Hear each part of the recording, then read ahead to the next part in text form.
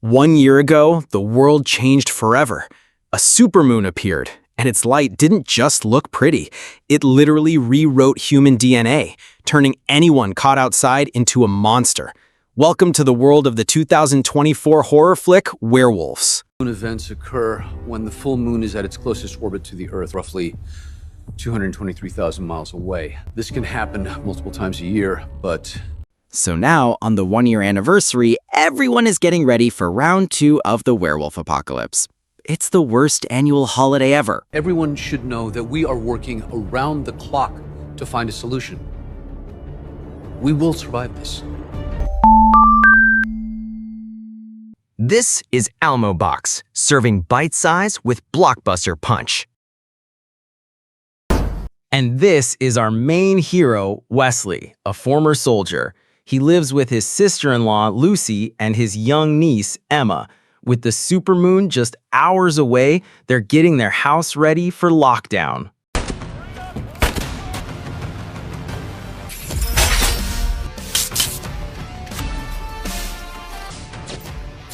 And every story needs an annoying neighbor. Meet Cody, a guy who thinks the best way to prepare for a werewolf apocalypse is by firing his gun randomly in the suburbs, right next to a house with a little kid in it.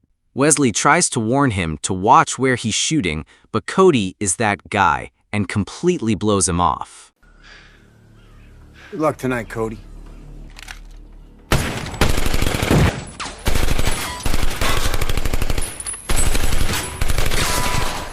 While Cody is busy being the worst, his much nicer daughter Regan stops by to share some food her mom made. Lucy, being a genuinely good person, gives Regan a little care package in return with batteries and pepper spray to help her and her mom get through the night safely. Come in. Just after Regan leaves, Wesley comes inside. But it turns out all his preparations weren't for staying in. They were for leaving. He reveals to Lucy that he has to work tonight.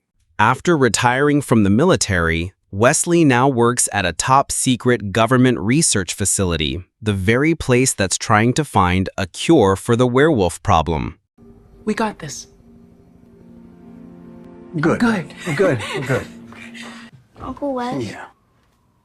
Why can't you stay? And even though he's one of the few people who can actually fight these things, his job forces him to leave his family behind to face the most dangerous night of the year, completely alone.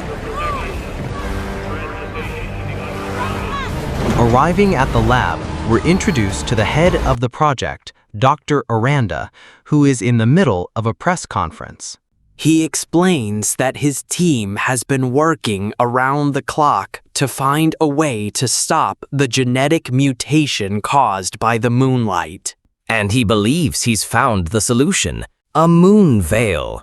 Basically, it's werewolf-proof sunscreen that's supposed to block the light and prevent people from transforming into monsters. Emergency services will be suspended. Please, stay out of the moonlight. Good luck tonight. Later that night, the supermoon is out, and it's time to see if the magic lotion actually works. Hey, you sure this guy passed the psych eval? Moon screen, temperature stable. The experiment involves 4 volunteers who were infected during last year's event, including the husband of Wesley's colleague, Ami. So for her, the stakes are deeply personal. With just a few minutes to go, the subjects are sprayed down with the moon screen. 2 of them are excited, but one woman is clearly terrified. Wait, where are you going? I don't want to hurt. And then it's time. They open the roof, flooding the chamber with the light of the supermoon.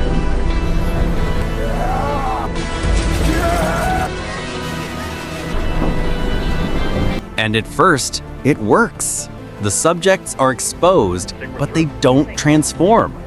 A huge sigh of relief fills the lab. It looks like they've actually found the cure. But their celebration is cut short. As they check the data, they realize the horrible truth. The moon veil isn't a cure. It only delays the mutation by 1 hour. The transformation is still happening, just on a timer.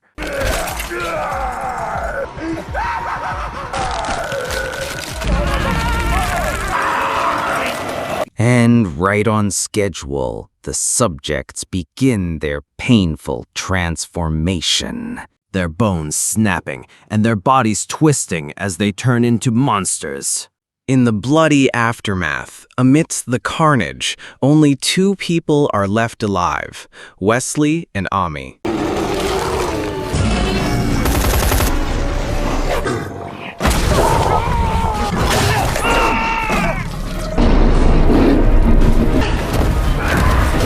With the entire facility overrun and everyone else dead, Wesley and Ami know they can't stay. Wesley's only thought now is getting back to protect Lucy and Emma. Their only hope is to use the moon veil themselves.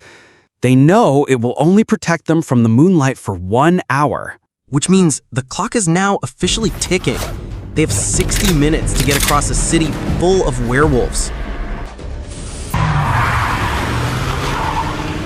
While Wesley and Ami are on their timed mission, we check back in on the neighbor's daughter, Regan, who Lucy gave the supplies to. She sees that a window is open, letting a bright beam of moonlight stream directly into the house. She calls for her mom, but there's no answer. She's suddenly gone missing, and a moment later, Regan finds out why. Back at Wesley's house, Lucy is doing her best to keep Emma calm, assuring her that they're safe inside. But that assurance is shattered when she hears a howl nearby. She immediately checks the security cameras Wesley set up.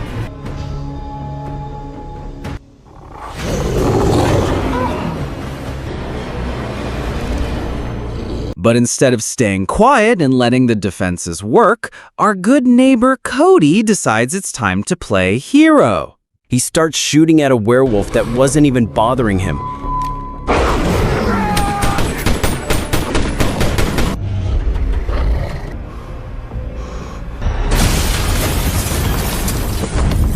And in his moment of fake glory, he forgets the #1 rule of Werewolf Night. Stay out of the moonlight.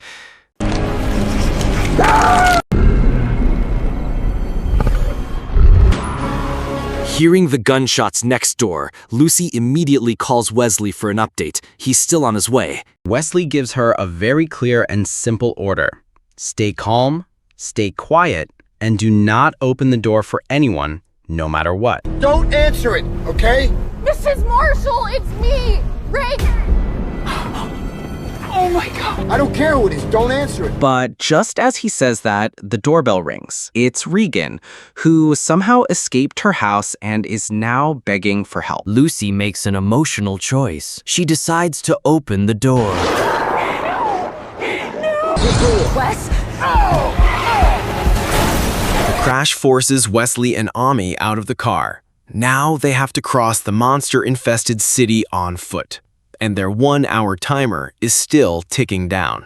Now on foot, Wesley and Amy have to navigate the dark and dangerous back alleys of the city, which is now a hunting ground.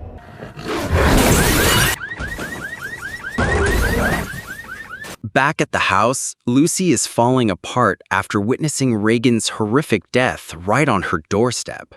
She takes out her anger and grief on a photo of her late husband, blaming him for not being there to protect them. Oh, come here. I miss Daddy. Outside, the newly transformed Cody is proving he's even more of a monster than he was as a human. He sadistically drags Regan's body and hangs it on the electric fence as a gruesome taunt. But seeing this just makes Lucy angry. She is done being a victim.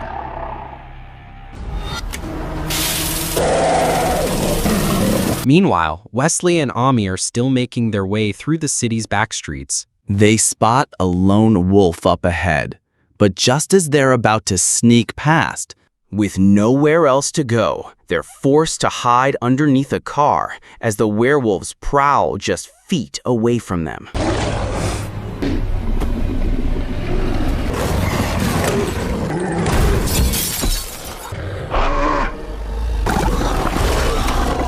But of course, that is the exact moment his 1-hour Moonveil timer decides to go off, alerting every monster in the area to their exact location.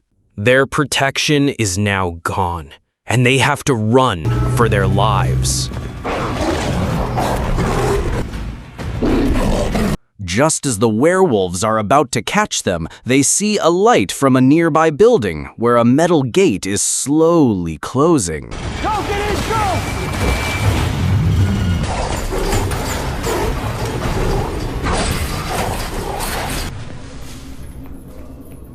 The building turns out to be a makeshift shelter for the city's homeless population, a group of survivors who have banded together to protect each other. After explaining their situation, the survivors agree to help, showing them a shortcut, an underground tunnel that leads right to Wesley's neighborhood.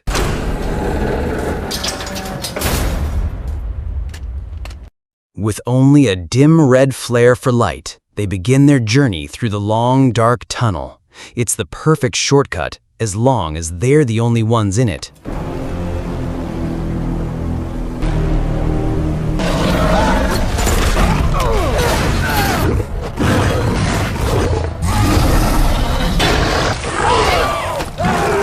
And with the monster temporarily down, they grab a tarp to use as a makeshift moonbrella and make a run for it out into the open.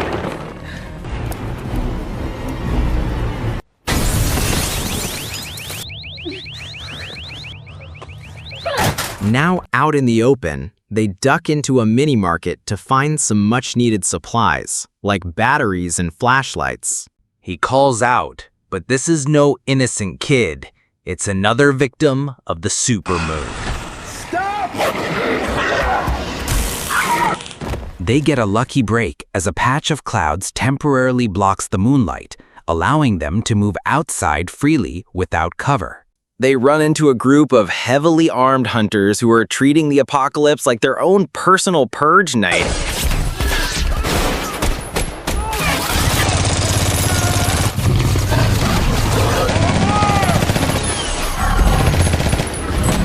Caught in the middle of the chaos, Ami knows they can't both make it. She tells Wesley to keep going.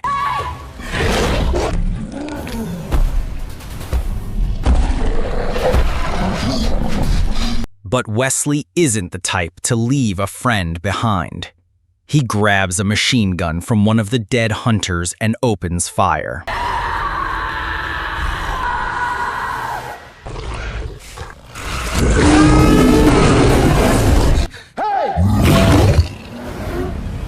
He yells for her to run, but in the chaos, a werewolf catches her from the side. She doesn't make it.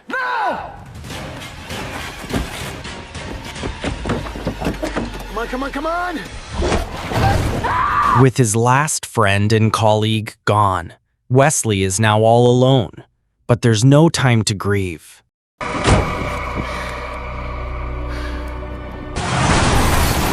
Back at the house, the chaos from Cody has attracted a lot of unwanted attention.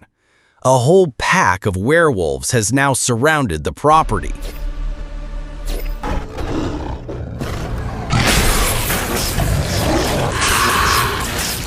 For now, the electric fence is holding them back, but it's clear they're not giving up. They're looking for a way in. And this is where we're reminded that these creatures aren't just mindless beasts. They still have human intelligence. Werewolf Cody, who knows the neighborhood better than anyone, comes up with a plan.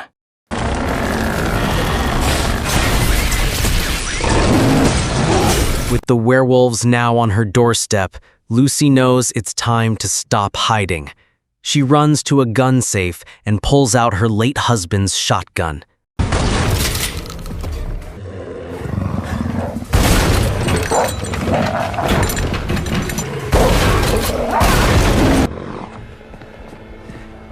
But her brave defense has a cost. She's running out of ammo. She checks her supply and realizes she's down to her last 4 shells.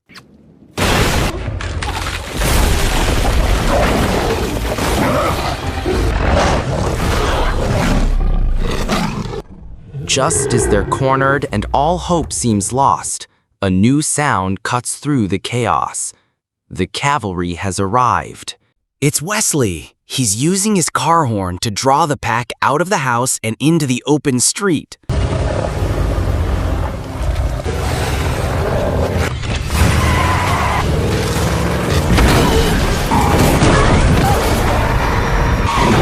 His attack is effective, but in the chaos, he loses control and crashes the truck directly into the garage, taking himself out of the fight for a moment.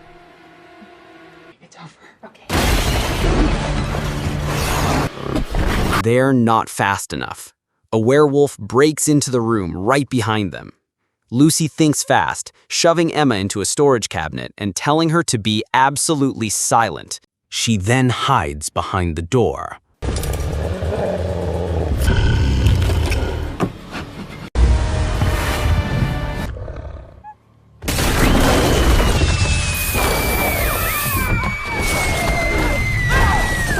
Hoping the monster won't find her daughter, but its senses are too sharp.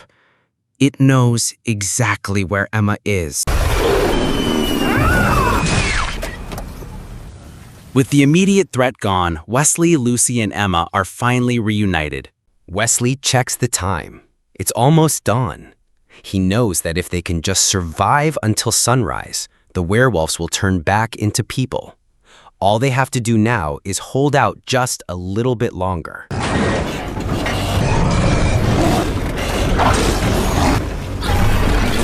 But there's just one problem. They have no way to defend themselves. Lucy used the last of the shotgun shells earlier, and they know that Cody is still out there. Knowing he can't fight a werewolf as a man, Wesley makes a desperate choice. If you can't beat him, join him.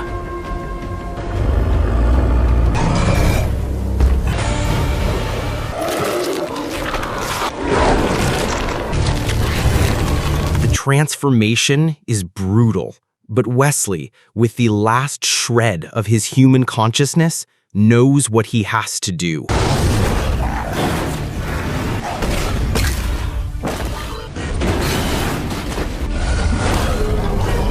But the victory is short-lived.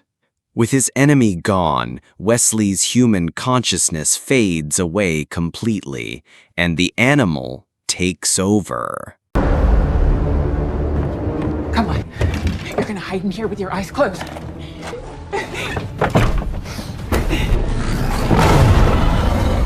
She loads the final shell and makes one last, desperate plea, begging for the man she knows to remember himself and fight the monster inside.